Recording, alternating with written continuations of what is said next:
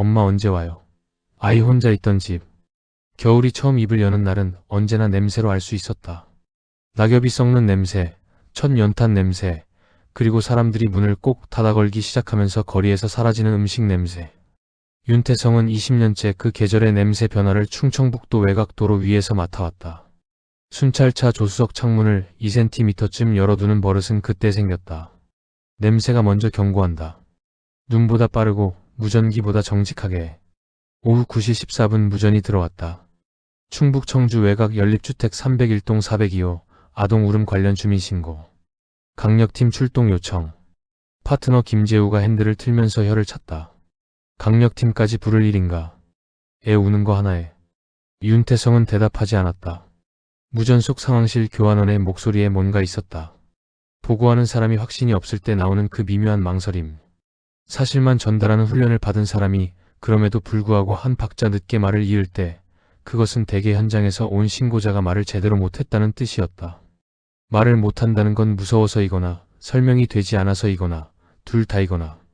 신고자는 아래층 301동 302호 거주자 오명숙. 57세. 이 연립주택에서 14년째 살고 있다고 했다. 현장에 도착해 그녀를 만났을 때 윤태성은 먼저 그녀의 손을 봤다. 코트 앞자락을 쥐고 있었다. 무의식적으로 힘을 줘서. 손마디가 하얗게 질려 있었다. 어디서부터 말씀드려야 할지.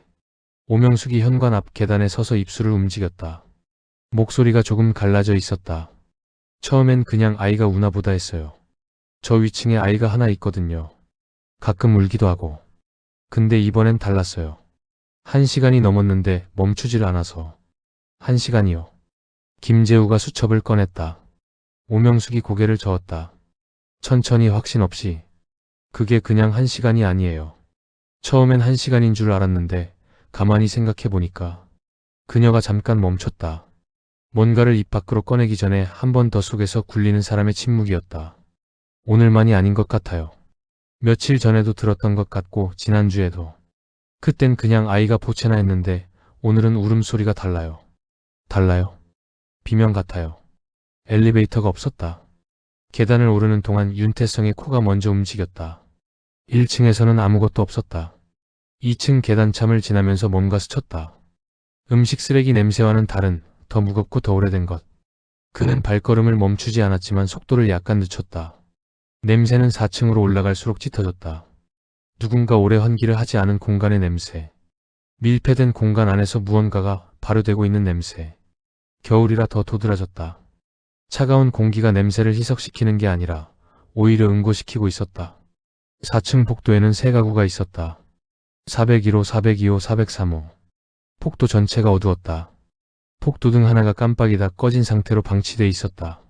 402호 앞에 소방대원 2명이 서 있었고 그 중 한 명이 윤태성을 보자 말없이 문 쪽으로 고개를 돌렸다. 문은 닫혀 있었다. 하지만 울음은 닫혀 있지 않았다. 문틈을 통해, 아니 문틈이라기보다 벽 자체를 통해 새어나오는 것처럼 아이의 울음소리가 복도를 채우고 있었다. 윤태성이 처음 듣는 종류의 울음은 아니었다. 오래 울어서 성대가 이미 상해버린 소리. 히익 하는 들숨과 헉 하는 날숨이 불규칙하게 이어지는, 더 이상 눈물도 나오지 않는 아이의 울음. 그는 초인종을 눌렀다. 안에서 아무 변화가 없었다. 울음은 계속됐다. 주먹으로 문을 두드렸다. 경찰입니다. 문 열어주세요. 아이의 울음이 잠깐, 정말 잠깐 멈췄다. 그러더니 다시 시작됐다. 더 작게. 마치 소리를 숨기려는 것처럼. 윤태성이 김재우를 봤다. 김재우는 소방대원을 봤다. 소방대원이 장비를 들었다. 강제 진입을 결정하기까지 세 사람 사이에서 말은 한마디도 오가지 않았다. 그 침묵이 이미 하나의 대답이었다. 베란다 쪽으로 돌아가면서 윤태성은 다시 한번 냄새를 맡았다. 여기 복도보다 더 짙었다. 그리고 이번에는 확실하게 알아챘다. 음식이 썩는 냄새 아래에 있는 다른 냄새. 층위가 다른 냄새. 아주 오래된 유기물이 건조한 공간 안에서 천천히 분해될 때 나는, 그래서 역설적으로 냄새가 날카롭지 않고 둔탁하게 퍼져있는 그 냄새를 윤태성은 알고 있었다. 현장 경력 20년이 만들어준 후각. 그리고 그것이 맞다면 이 문을 열어서는 안 되는 게 아니라 진작 열었어야 한다는 뜻이었다. 소방대원의 장비가 베란다 창문 잠금 장치를 건드리는 소리가 났다. 차가운 겨울 공기 위로 402호의 냄새가 폭도로 쏟아지기 시작했다. 베란다로 들어선 순간 윤태성은 숨을 참았다. 반사적으로 훈련된 것이 아니라 몸이 먼저 결정한 행동이었다. 코가 신호를 보내기도 전에 폐가 스스로 닫아버린 것. 20년 경력 중에 그런 반응이 나온 현장이 몇 번이나 됐는지 그는 나중에 세어본 적이 있었다. 손가락 한 손으로 셀 수 있었다. 그리고 그 현장들은 하나도 빠짐없이 오래 기억에 남아 있었다. 베란다에는 검은 봉지가 쌓여 있었다. 묶인 것도 있었고 그냥 입을 벌리고 있는 것도 있었다. 어떤 봉지는 내용물의 무게를 버티지 못하고 찢어져서 안이 흘러나와 있었다. 음식물이었는지 확인할 수 없었다. 형태가 없었다. 색이 없었다. 그냥 오래된 무언가였다. 소방대원이 뒤따라 들어오면서 봉지 하나를 건드렸고 그 순간 봉지 안에서 작은 움직임이 있었다. 윤태성은 시선을 거두었다. 확인할 필요가 없었다. 이 집에 오래 산 것은 사람만이 아니라는 사실을 그 움직임이 말해주고 있었다. 거실로 통하는 베란다 문은 잠겨 있지 않았다. 아니, 잠금 장치가 있었지만 잠금 장치가 의미를 잃은 상태였다. 문 자체가 쓰레기에 짓눌려서 완전히 닫히지 않는 구조가 된 지 이미 오래인 것처럼 보였다. 윤태성이 문을 밀자 저항이 있었다. 문 안쪽에도 쌓인 것들이 있었기 때문이었다. 그는 어깨로 천천히 밀었다. 안에 쌓인 것들이 무너지는 소리가 났다. 종이 소리, 플라스틱 소리, 그리고 무엇인지 알 수 없는 소리. 거실에 들어섰다. 손전등을 켰다. 전등 스위치가 어디 있는지 찾을 수 없었다. 벽이 보이지 않았기 때문이었다. 신문이 있었다. 날짜를 확인할 수 없을 만큼 누렇게 바랜 신문들이 다발로 묶여 있거나 그냥 흩어진 채로 쌓여 있었다. 그 위에 비닐봉지, 그 위에 택배 상자, 그 위에 또 신문. 층위가 있었다. 오래된 것이 밑에, 덜 오래된 것이 위에. 그것은 버려진 집이 아니라 누군가 계속 살면서 쌓아온 집이었다. 그 차이가 윤태성에게는 중요했다. 폐가의 쓰레기와 생활의 쓰레기는 냄새가 달랐고 이 집의 냄새는 후자였다.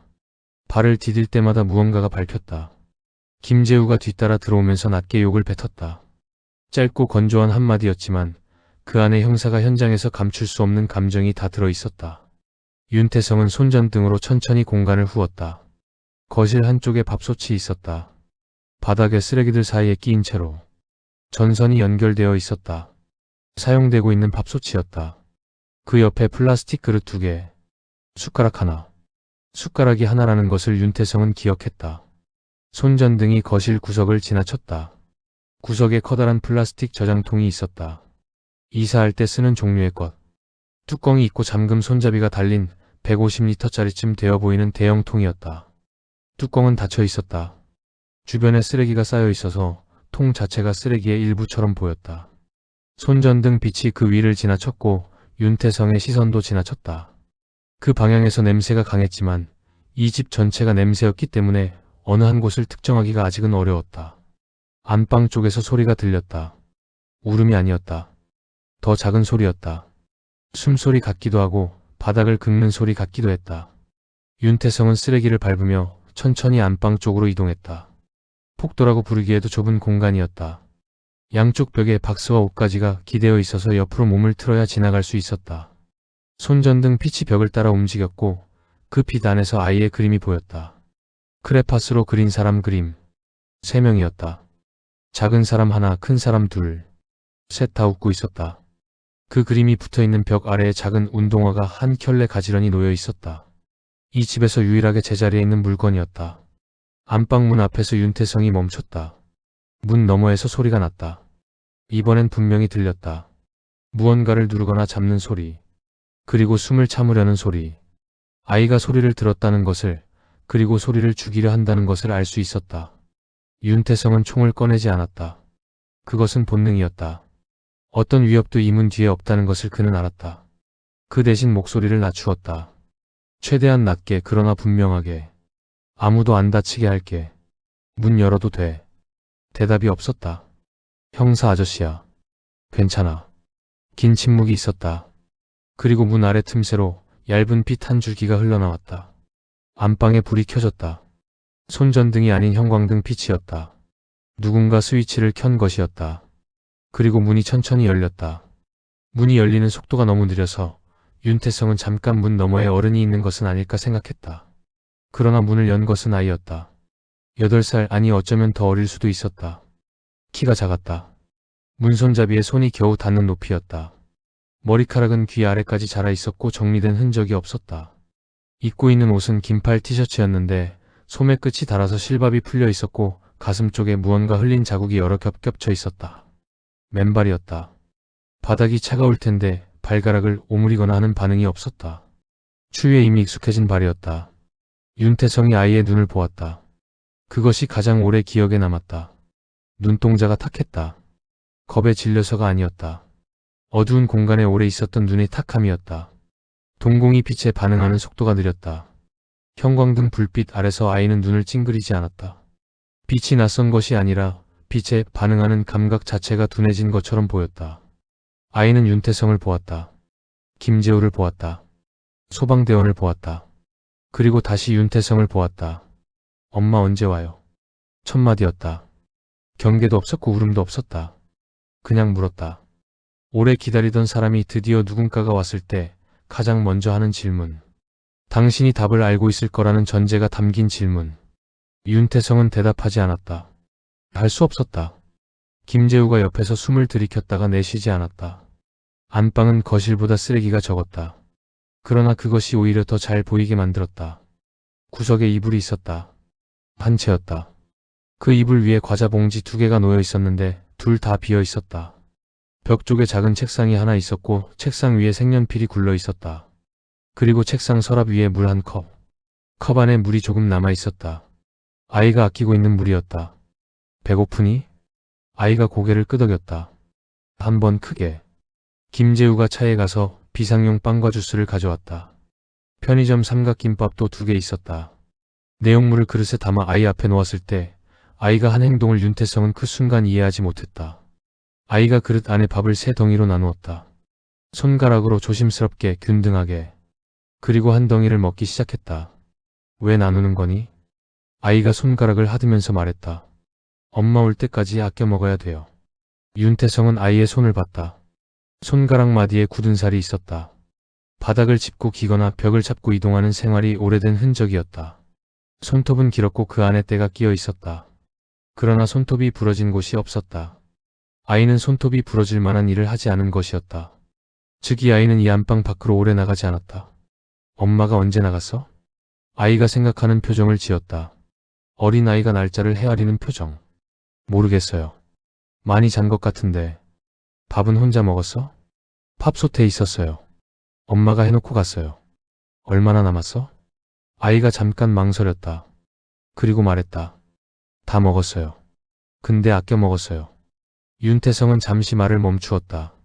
밥솥에 밥이 다 떨어진 뒤 이 아이는 과자를 먹었고 과자도 떨어진 뒤 남은 물을 마시고 있었다. 그 순서가 눈앞에 선명하게 그려졌다. 그는 그것을 말로 꺼내지 않았다. 엄마가 뭐라고 하고 나갔어? 아이가 이불 끝을 잡아당기면서 대답했다. 목소리가 처음보다 작아졌다. 조용히 있으라고 했어요. 왜? 아이는 잠깐 입을 다물었다. 그 침묵이 짧았지만 무거웠다. 아이가 무언가를 생각하는 침묵이 아니라 말해도 되는지 판단하는 침묵이었다. 그리고 말했다.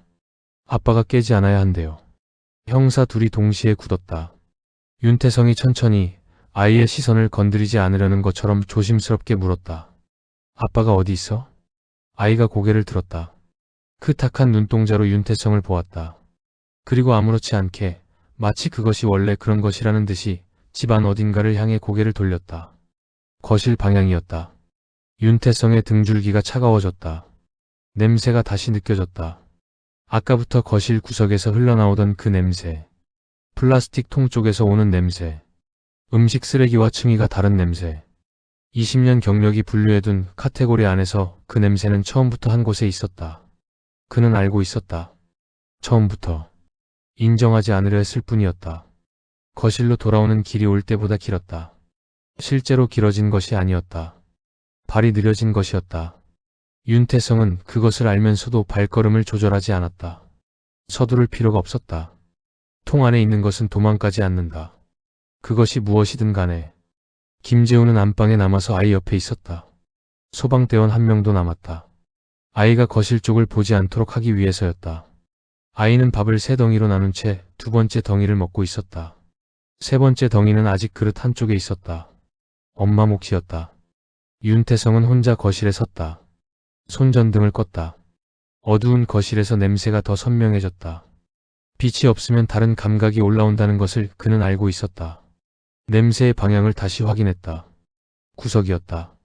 처음 들어왔을 때 손전등이 스쳐 지나갔던 그 구석. 플라스틱 통이 있는 곳. 손전등을 다시 켰다. 통은 쓰레기 더미 사이에 있었다. 처음 봤을 때보다 더 커 보였다. 아니, 크기가 변한 것이 아니라 의미가 커진 것이었다. 150리터짜리 대형 플라스틱 저장통. 이사할 때나 김장철에 쓰는 종류. 뚜껑에 잠금 손잡이가 2개 달려 있었다. 손잡이는 잠겨 있지 않았다. 뚜껑이 완전히 닫혀 있는 것처럼 보였지만 한쪽이 미세하게 들려 있었다. 그 틈에서 냄새가 나오고 있었다. 통 주변에 쌓인 쓰레기들을 발로 밀어냈다. 봉지들이 쓰러지고 박스 하나가 무너졌다. 그 소리에 안방에서 김재우의 목소리가 들렸다. 아이에게 뭔가를 말하는 소리였다. 낮고 부드러운 소리. 김재우가 저런 목소리를 낼 수 있다는 것을 윤태성은 오늘 처음 알았다. 장갑을 꼈다. 라텍스 장갑 위에 면장갑을 덧꼈다. 손끝의 감각이 줄어드는 것과 오염을 막는 것, 둘 중 오염을 막는 쪽을 선택했다. 뚜껑에 잠금 손잡이를 천천히 들어올렸다. 왼쪽 그리고 오른쪽. 딸깍딸깍 소리가 거실에 울렸다.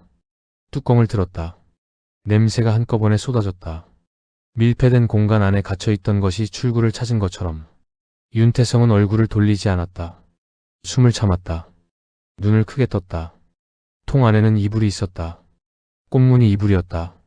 낡은 분홍색 바탕에 작은 꽃들이 인쇄된 어디서나 볼 수 있는 평범한 이불. 이불은 무언가를 감싸고 있었다. 형태가 있었다. 이불이 자연스럽게 구겨진 것이 아니라 의도적으로 무언가를 덮어 싼 형태였다. 이불 위쪽 끝이 통 안쪽으로 접혀 들어가 있었고 아래쪽 끝은 통 바닥에서 올라온 무언가에 의해 눌려 있었다. 윤태성은 손전등을 통 안쪽 깊이 비추었다. 이불 사이로 흰 것이 보였다.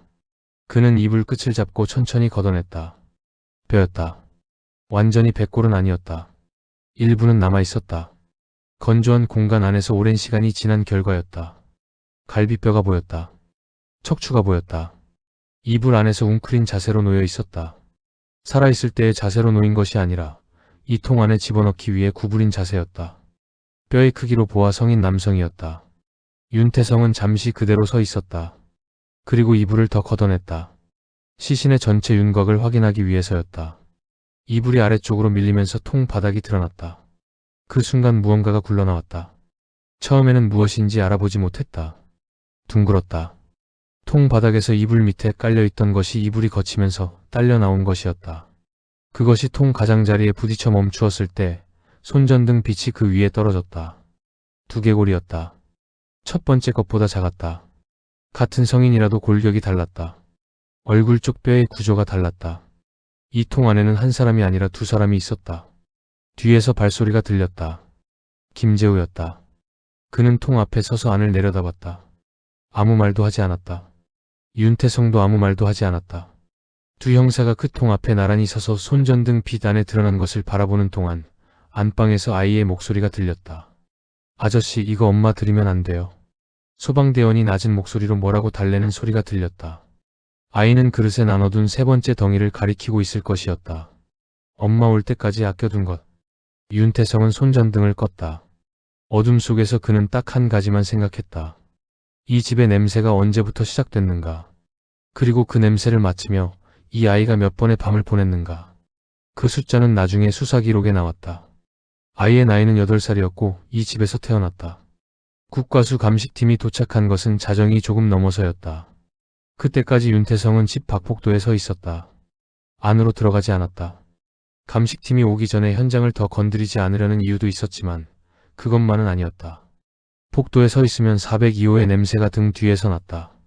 그것이 싫지 않았다. 냄새가 느껴지는 동안은 현장이 실제한다는 뜻이었다. 현장이 실제하는 동안은 아직 수사가 시작되지 않은 것이었다. 수사가 시작되면 이것은 사건 번호가 되고, 사건 번호가 되면 기록이 되고, 기록이 되면 어딘가 서랍 속에 들어간다.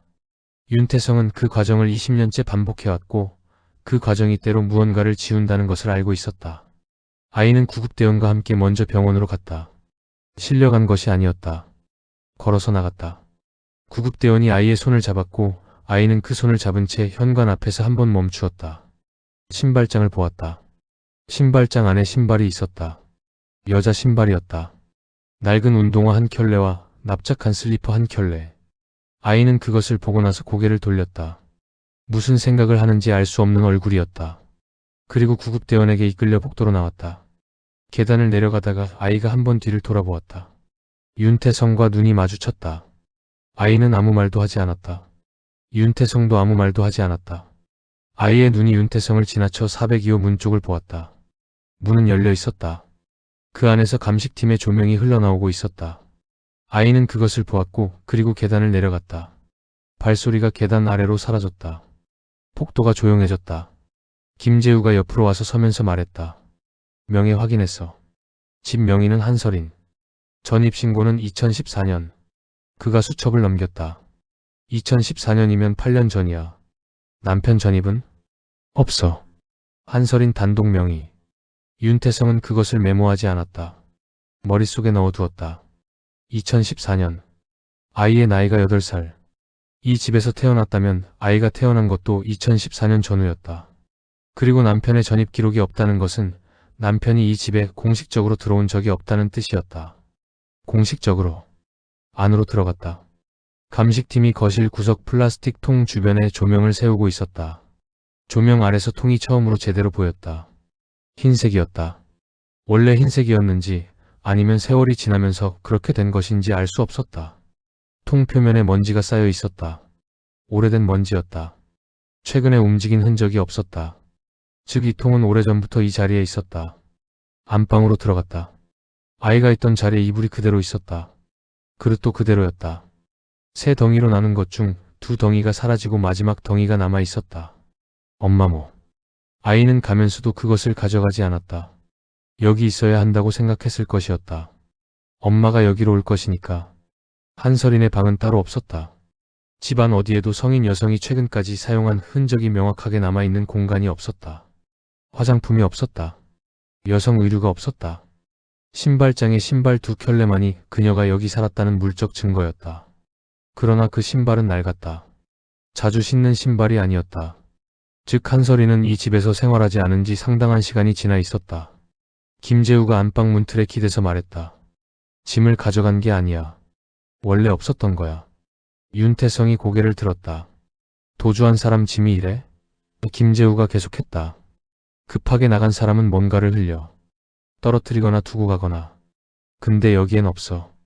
챙겨나간 흔적도 없어. 이 여자는 처음부터 여기서 살지 않았어. 아이만 있었던 거야. 그 말이 맞았다. 그리고 그것이 더 이상했다. 윤태성은 안방 창문 쪽으로 갔다. 창문이 베란다가 아닌 외벽 쪽으로 나 있었다. 창문 너머로 연립주택 외벽이 보였다. 그는 창문 아래를 보았다. 창문 아래 벽에 무언가가 붙어 있었다. 아이가 그린 그림이었다. 안방 문틀 쪽에 있던 것과 같은 크레파스 그림. 사람 셋. 작은 사람 하나, 큰 사람 둘. 그러나 이 그림은 문틀의 그림과 달랐다. 세 사람 중 2명이 눈을 감고 있었다. 아이가 그것을 의도한 것인지 아니면 그냥 그린 것인지 알 수 없었다. 윤태성은 그 그림 앞에서 오래 서 있었다. 감식팀의 조명이 거실에서 흘러들어왔고 그 빛 안에서 눈을 감은 2사람의 그림이 벽에 붙어 있었다. 창문 너머 연립주택 외벽에 한 장의 달력이 붙어 있었다. 옆집 베란다 벽의 것이었다. 12월이었다. 날짜 칸에 아무것도 표시되어 있지 않았다. 이 연립주택에서 날짜를 세는 사람은 아무도 없는 것 같았다. 윤태성은 그 달력을 보다가 시선을 내렸다. 그리고 처음으로 오늘 밤 이 집에 들어온 것을 후회했다. 후회가 아니었다. 정확히는 더 일찍 오지 않은 것에 대한 감각이었다. 아이가 몇 번의 낮과 밤을 이 집에서 혼자 보냈는지는 아직 확인되지 않았다. 그러나 그릇 안에 남아있는 세 번째 덩이와 눈을 감은 2사람의 그림과 창문 너머 날짜가 없는 달력이 그에게 하나의 대답을 주고 있었다. 숫자가 중요한 것이 아니었다. 아이에게는 낮과 밤의 구분이 없었다. 엄마가 오기 전과 엄마가 온 후만 있었다. 그리고 엄마는 오지 않았다. 402호의 조명이 환하게 켜져 있었다. 이 집이 이렇게 밝은 것은 어쩌면 오늘이 처음일지도 몰랐다. 사건 번호가 붙은 것은 다음날 오전이었다. 국과수로 이송된 2구의 유골은 각각 비닐 포장지에 담겨 번호가 매겨졌다. 1번과 2번. 이름이 없었다. 누구인지 아직 알 수 없었기 때문이었다. 뼈만 남은 사람에게 이름을 돌려주는 일은 살아있는 사람의 기록을 역추적하는 것으로 시작됐다. 윤태성이 강력팀 사무실에 도착했을 때 김재우는 이미 컴퓨터 앞에 앉아 있었다. 커피가 2잔 있었다. 한 잔은 김재우 앞에, 한 잔은 윤태성 자리에. 김재우는 밤을 샌 사람의 얼굴을 하고 있었지만 눈은 깨어 있었다. 수사 초반의 눈이었다. 피곤하지만 뭔가를 물고 놓지 않는 눈. 집 명의자 한설인 주변 관계 정리했어. 김재우가 화면을 돌려 보여주었다. 남편 이강훈. 결혼은 2011년. 그런데 없어. 없어. 김재우가 화면을 짚었다. 2014년 이후로 기록이 완전히 끊겨. 건강보험 청구 없음. 은행 거래 없음. 휴대폰 개통 없음. 심지어 운전면허 갱신도 없어. 살아있는 사람이 이렇게 살 수 없어. 윤태성은 커피를 마시지 않고 화면을 들여다봤다. 이강훈. 1981년생. 2011년 한설인과 혼인신고. 2014년 이후 모든 공적 기록 소멸. 그것은 누군가가 의도적으로 지운 것이 아니었다. 기록은 사람이 살아서 움직일 때 생긴다. 움직이지 않으면 기록도 생기지 않는다. 즉 이강훈은 2014년부터 움직이지 않은 것이었다. 아이 출생 연도가 언제야? 김재우가 잠깐 멈추었다가 화면을 다시 뒤졌다. 그리고 천천히 말했다. 2014년 3월. 두 사람이 동시에 같은 것을 생각했다. 말로 꺼내지 않았다. 아이가 태어난 해와 남편의 기록이 사라진 해가 같다는 것. 그것이 우연일 수도 있었다. 그러나 수사에서 같은 해가 2번 나오면 그것은 우연이 아닌 쪽을 먼저 봐야 했다. 두 번째 인물은 박도진. 김재우가 다른 화면을 열었다. 한설인이 일하던 공장 동료. 2016년부터 같은 공장. 주변 진술에 따르면 둘이 가깝게 지냈다고. 근데 이 사람도. 그가 화면을 짚었다. 작년 초부터 연락 두절. 공장에도 안 나오고 집에도 없어. 실종 신고는 안 됐어. 왜 신고 안 했어? 신고할 가족이 없어. 혼자 사는 사람이었어. 윤태성은 그 2문장 사이에 있는 것을 생각했다. 가족이 없는 사람. 실종 신고가 안 된 사람. 세상에서 사라져도 아무도 찾지 않는 사람. 그런 사람을 고르는 것이 우연인가 아닌가. 그 질문은 아직 이르다고 그는 생각했다. 그러나 머릿속에서 지우지는 않았다.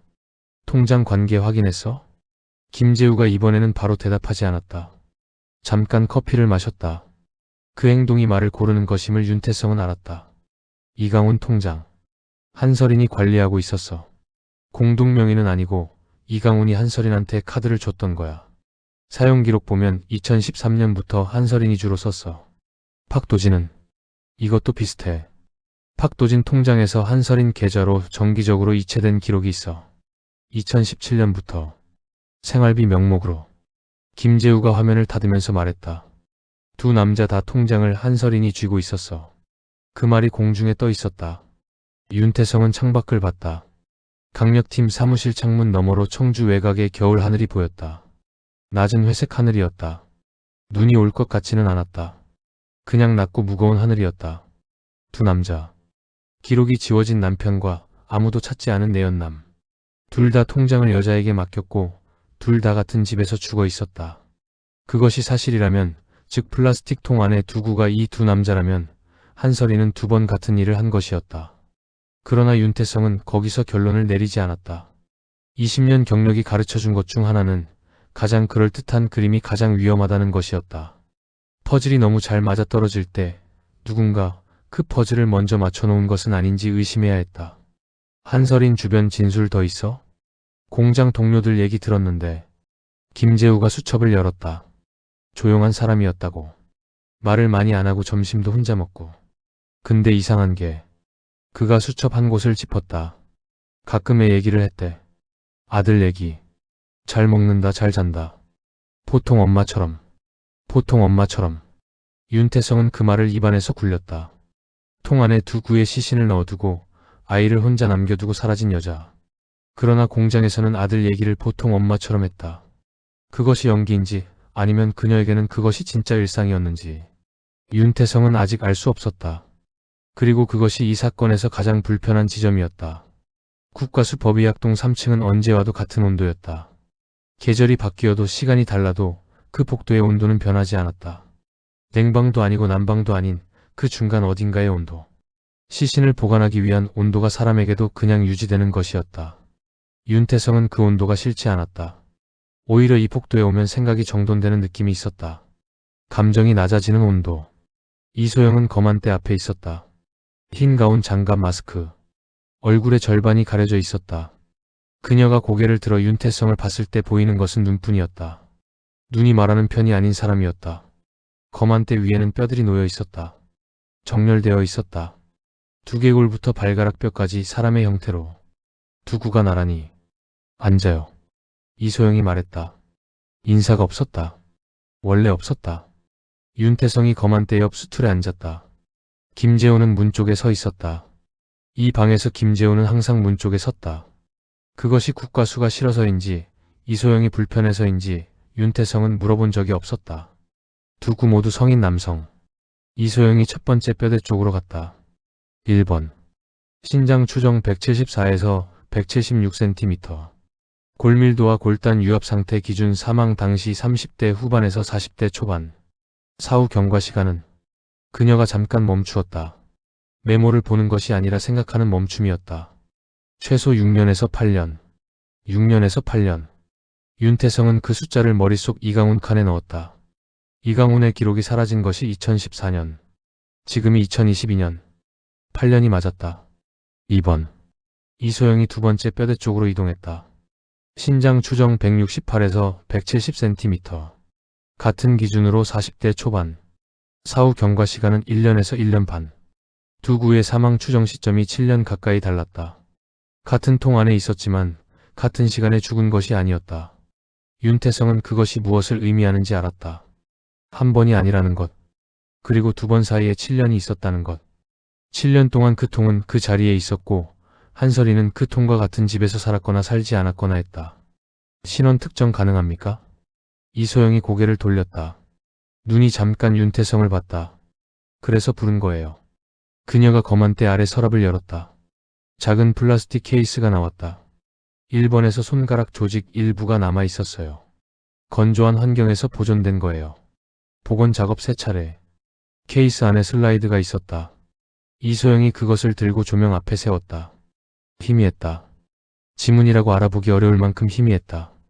그러나 선이 있었다. 형태가 있었다. 이걸로 조회했어요. 결과가 나왔습니까? 나왔어요. 이소영이 슬라이드를 내려놓으면서 말했다. 목소리가 변하지 않았다. 늘 변하지 않았다. 이강훈. 윤태성은 숨을 내쉬었다. 예상한 결과였다. 그러나 예상했다는 것이 충격을 줄여주지는 않았다. 예상과 확인 사이에는 언제나 간격이 있었다. 2번은 조직이 없었어요. 지문 복원 불가.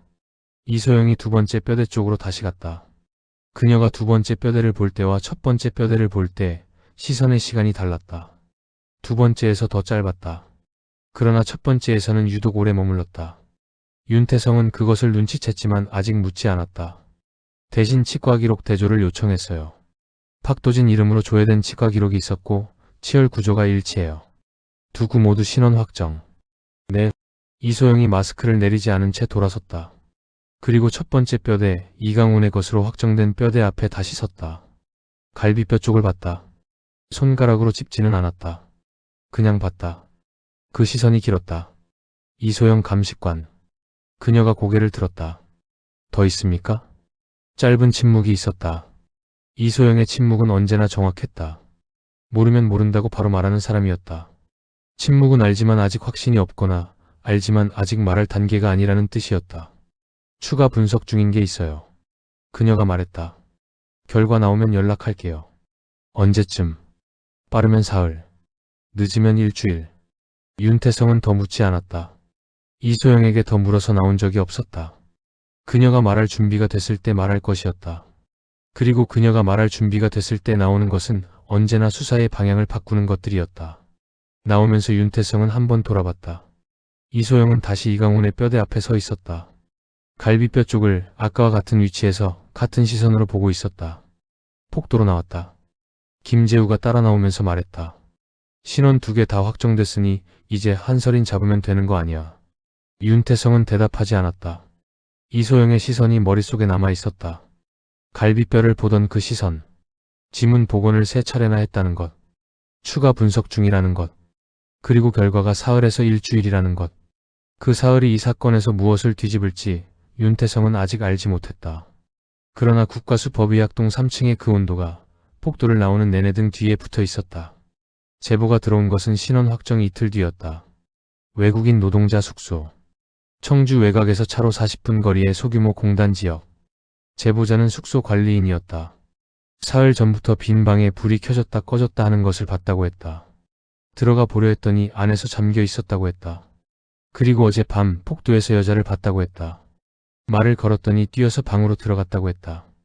윤태성은 제보를 받으면서 한 가지를 확인했다. 그 방이 어느 방향을 향하고 있는가. 관리인은 잠깐 생각하다가 말했다.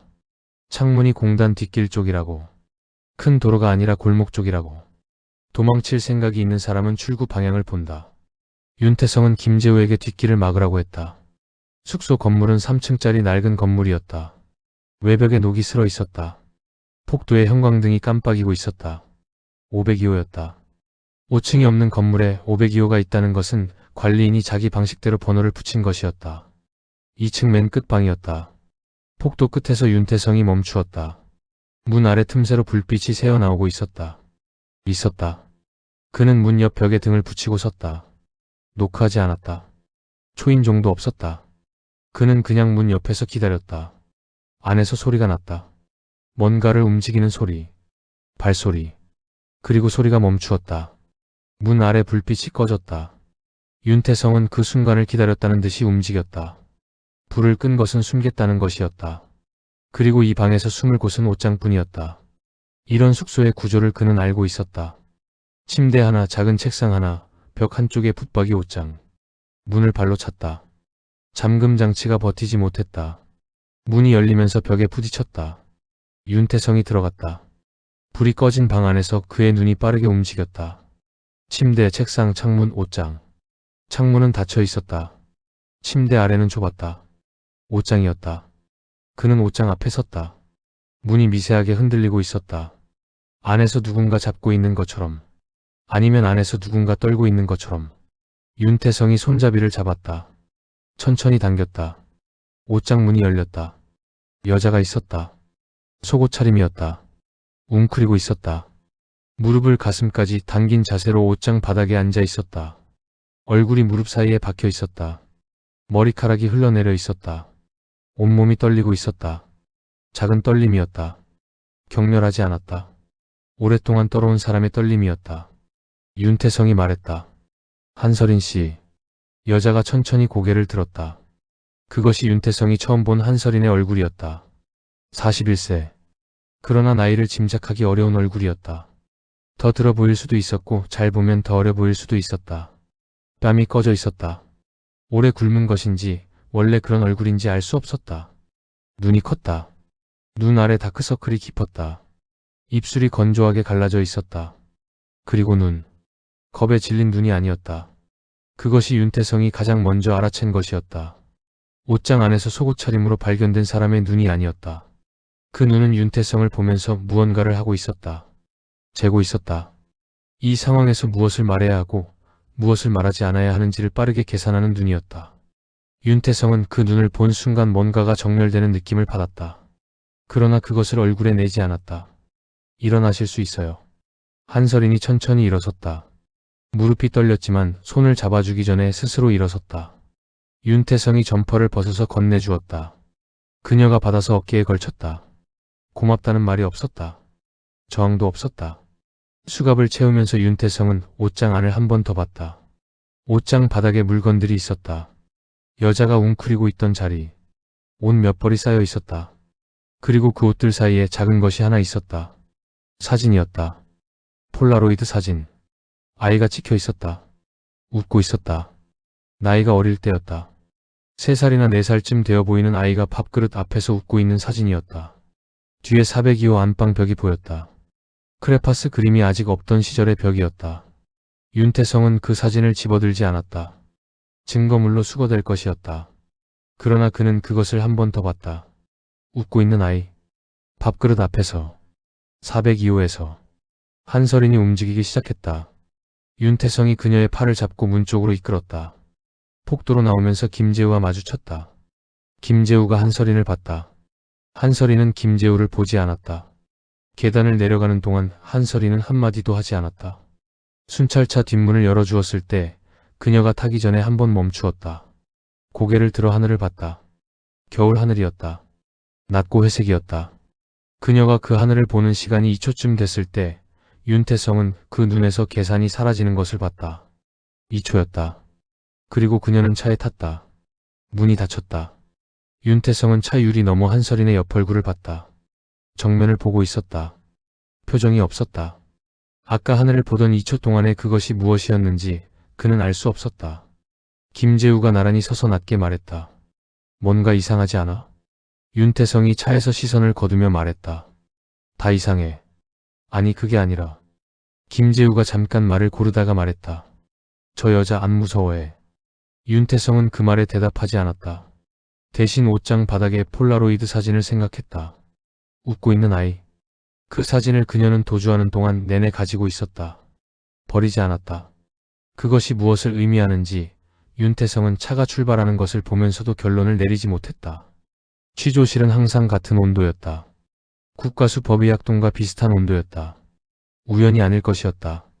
사람을 불편하게 만드는 온도.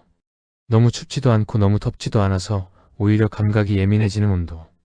윤태성은 그 온도에 20년째 익숙했고 그래서 그 온도가 사람에게 어떻게 작용하는지도 알고 있었다. 대부분의 사람은 이 온도 안에서 오래 있으면 말이 많아졌다. 침묵이 불편해지기 때문이었다. 한서린은 달랐다.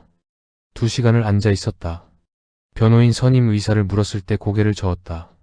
물을 줬을 때 마셨다. 그것뿐이었다.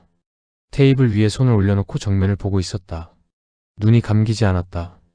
피곤한 기색이 없는 것이 아니라 피곤함을 느끼는 회로가 지금 작동하지 않는 것처럼 보였다. 윤태성이 파일을 펼쳤다. 박도진 씨 아시죠? 한서린이 눈을 깜빡였다. 네, 어떤 사이였습니까? 같이 일했어요. 그녀가 말했다. 목소리가 낮았다. 감정이 없는 것이 아니라 감정을 쓰지 않는 목소리였다. 가깝게 지냈어요. 가깝게. 네. 윤태성은 그 대답을 받아서 더 끌고 가지 않았다. 그녀가 스스로 채울 때까지 기다리는 것이 이런 사람에게는 더 효과적이었다. 침묵이 내려앉았다. 형광등이 윙윙거렸다. 한서린은 테이블 위에 자기 손을 봤다. 돈 얘기를 했어요. 그녀가 먼저 말했다. 언제요? 작년 봄이요. 박도진이 통장을 돌려달라고 했어요. 그녀가 말하는 속도가 일정했다. 빠르지도 느리지도 않았다. 준비된 속도였다. 제가 관리하고 있었거든요. 생활비 명목으로. 그게 문제가 됐어요. 얼마였습니까? 많지 않았어요. 그녀가 잠깐 눈을 내렸다. 그 사람이 벌어놓은 게 많지 않았으니까요. 그래서 말다툼이 됐습니까? 네. 그날 술을 마셨습니까? 한서린이 고개를 들었다. 그 눈이 윤태성을 봤다. 계산하는 눈이었다. 그러나 이번에는 그 계산 안에 다른 것이 섞여 있었다. 윤태성은 그것이 무엇인지 바로 알아채지 못했다. 박도진이 마셨어요. 당신은요? 저는 안 마셨어요. 술에 다른 것을 탔습니까? 침묵이 있었다. 3초. 그 3초가 이 방 안에서 길었다. 네. 김재우가 테이블 끝에서 펜을 내려놓는 소리가 났다. 무엇을 탔습니까? 수면제요. 제가 먹던 거요. 한서린이 말했다. 목소리가 변하지 않았다. 잠들었어요. 그 다음에 어떻게 했습니까? 그녀가 테이블 위에 손을 뒤집었다. 손바닥이 위로 올라왔다. 빈 손바닥이었다. 전선으로요. 그녀가 말했다. 집에 있던 거요. 취조실이 조용해졌다. 한서린은 자기 손바닥을 보고 있었다. 그 손으로 한 일을 생각하는 것인지 아니면 아무것도 생각하지 않는 것인지 윤태성은 읽을 수 없었다. 자백이 이렇게 건조한 경우는 많지 않았다. 대개 자백은 울거나 분노하거나 무너지거나 하는 것과 함께 나왔다. 감정이 버티지 못할 때 사실이 쏟아지는 것이었다. 그런데 이 여자는 감정 없이 사실만 꺼냈다. 그것이 더 불안했다. 시신을 통 안에 넣은 것도 당신입니까? 네. 혼자서요. 네. 이불로 감쌌습니까? 네. 그녀가 잠깐 멈추었다. 이번 멈춤은 달랐다. 뭔가를 억누르는 멈춤이었다. 추울 것 같아서요. 그 말에 취조실 안의 온도가 내려간 것 같았다. 실제로 내려간 것이 아니었다. 그러나 윤태성의 등에 뭔가가 지나갔다. 죽인 사람을 이불로 감쌌다. 추울 것 같아서. 그는 그 말을 분석하려 했다. 연기인가, 진심인가, 아니면 이 여자에게는 그 두 가지의 경계가 없는 것인가. 어느 쪽이든 간에 그것은 정상적인 범주 안에 있지 않았다. 남편 이강훈 씨 얘기를 합시다. 한설인의 눈이 미세하게 달라졌다. 이강훈이 어디 있는지 알고 있습니까? 알아요. 그녀가 말했다. 어디 있습니까? 거기 있어요. 그녀가 말했다. 거기가 어딘지 말하지 않았다. 그러나 거기가 어딘지 알고 있다는 것은 분명했다. 언제부터 알고 있었습니까? 처음부터요. 이강훈을 당신이 죽였습니까? 아니요. 윤태성이 그녀를 봤다. 한설인이 윤태성을 봤다. 남편은 쓰러졌어요. 그녀가 말했다. 술 마시고 쓰러졌어요. 제가 죽인 게 아니에요. 쓰러진 뒤에 어떻게 됐습니까? 그녀가 잠깐 멈추었다. 안 일어났어요. 신고하지 않은 이유가 뭡니까? 한설인이 눈을 내렸다. 테이블을 봤다. 그 시선이 테이블 너머 어딘가 이 방 밖에 무언가를 보는 것처럼 멀어졌다. 신고하면. 그녀가 말했다. 다 끝날 것 같았어요. 다 끝난다는 게 무슨 뜻입니까? 그녀가 대답하지 않았다. 윤태성이 다시 물었다. 이강훈이 쓰러지기 전에 술에 뭔가를 탔습니까? 아니요. 확실합니까? 확실해요. 그녀가 말했다. 목소리에 처음으로 힘이 들어갔다. 그 힘이 방어인지 확신인지 윤태성은 아직 알 수 없었다. 취조 후반부에 윤태성이 마지막으로 물은 것은 아이에 관한 것이었다. 아이는 알고 있었습니까? 집 안에 뭐가 있는지. 한설인이 고개를 저었다. 처음으로 빠르게 거의 반사적으로. 몰라요. 그녀가 말했다. 몰랐어야 해요. 몰랐어야 해요. 과거형이 아니었다. 당위였다. 아이가 몰랐다는 사실의 진술이 아니라 몰랐어야 한다는 바람의 진술이었다. 그 두 가지는 달랐다. 그리고 한설인이 그 차이를 알면서 말한 것인지 모르면서 말한 것인지도 알 수 없었다. 취조를 마치고 나오면서 김재우가 말했다. 박도진은 인정했어. 근데 남편은 끝까지 아니라고 해.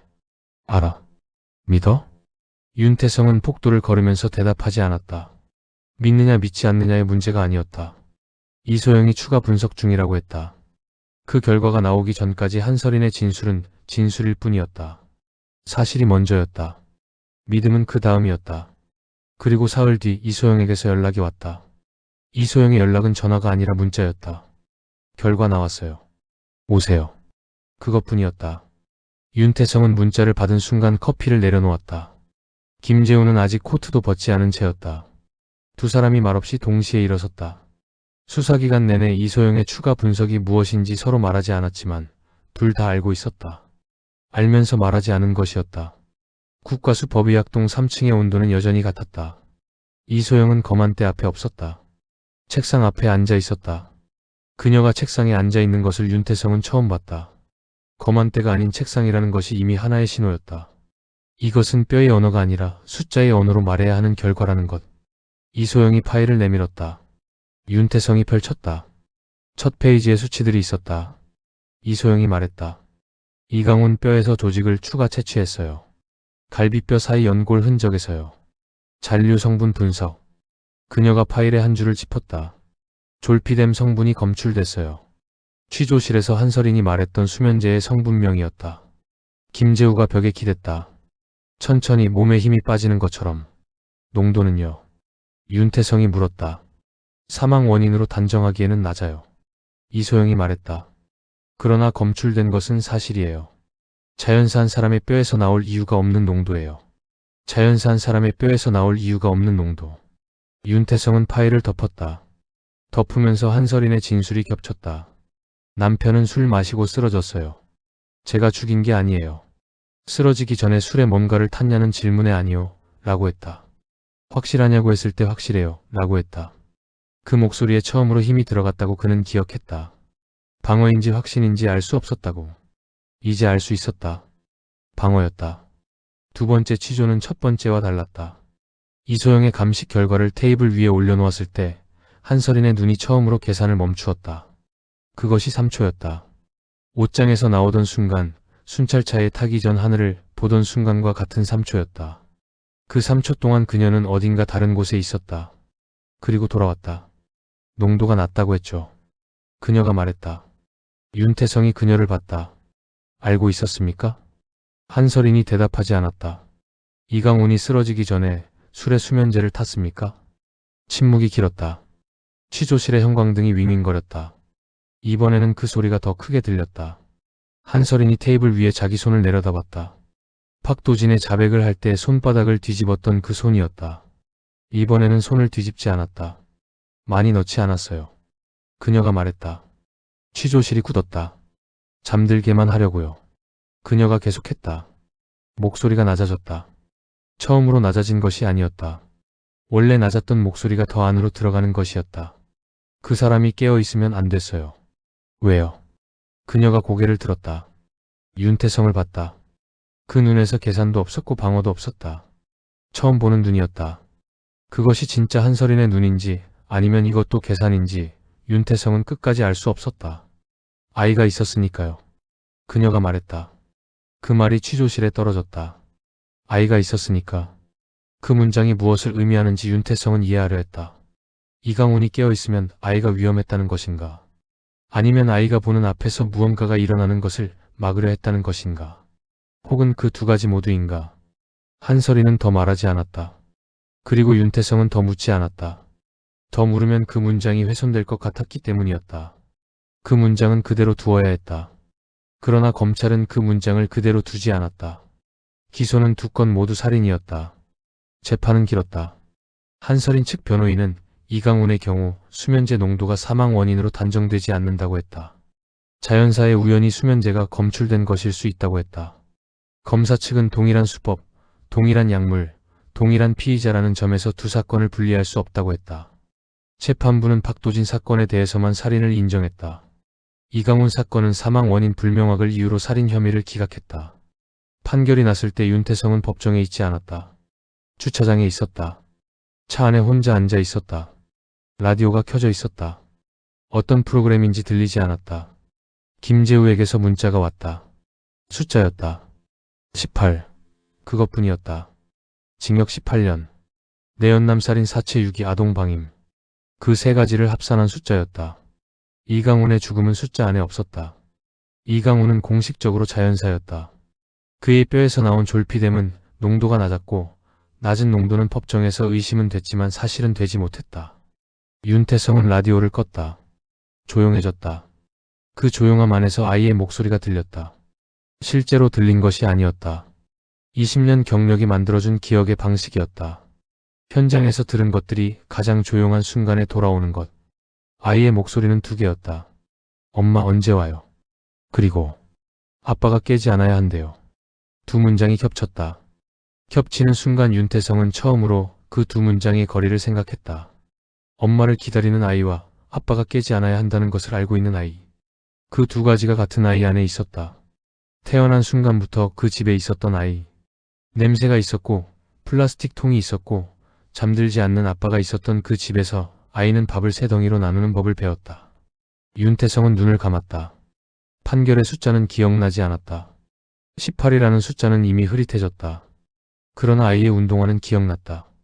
신발장 아래 가지런히 놓인 운동화. 그 집에서 유일하게 제자리에 있던 물건. 그리고 아이가 계단을 내려가다가 돌아봤을 때의 눈. 윤태성을 지나쳐 402호 문을 보던 눈. 그 눈이 무엇을 보고 있었는지 그는 8년이 지난 뒤에도 알 수 없을 것이었다. 겨울이 끝난 것은 석 달 뒤였다. 윤태성은 이유 없이 그 연립주택 앞에 다시 섰다. 판결이 확정되고도 한참이 지난 뒤였다. 낮이었다. 사건이 있던 밤과 달리 복도등이 모두 켜져 있었다. 402호는 새 입주자가 들어와 있었다. 현관 앞에 낯선 신발이 놓여 있었다. 그 집이 다시 누군가의 일상이 된 것이었다. 그는 4층 복도에 올라가지 않았다. 건물 앞에 서서 위를 올려다봤다. 4층 402호 창문에 불이 켜져 있었다. 커튼이 쳐져 있었다. 그 불빛이 평범했다. 냄새가 없었다. 겨울이 끝났고 새 사람이 들어왔고 환기가 됐을 것이었다. 그 집의 냄새는 이제 없었다. 공기가 바뀌었고 시간이 지났고 세상은 다음으로 넘어갔다. 그러나 윤태성의 코는 아직 기억하고 있었다. 냄새가 없는 그 자리에서 없어진 냄새의 형태가 느껴졌다. 이미 사라진 것의 윤곽. 지워졌지만 지워진 자국이 남아있는 것. 그것은 냄새가 아니었다. 그러나 냄새보다 오래 남는 것이었다. 그는 오래 서 있다가 돌아섰다. 봄이 오고 있었다. 공기가 달랐다. 연립주택 화단에 뭔가 올라오고 있었다. 이름을 알 수 없는 풀이었다. 그것이 올라오는 흙 옆에 누군가 버린 과자 봉지가 하나 있었다. 아이가 버린 것처럼 보였다.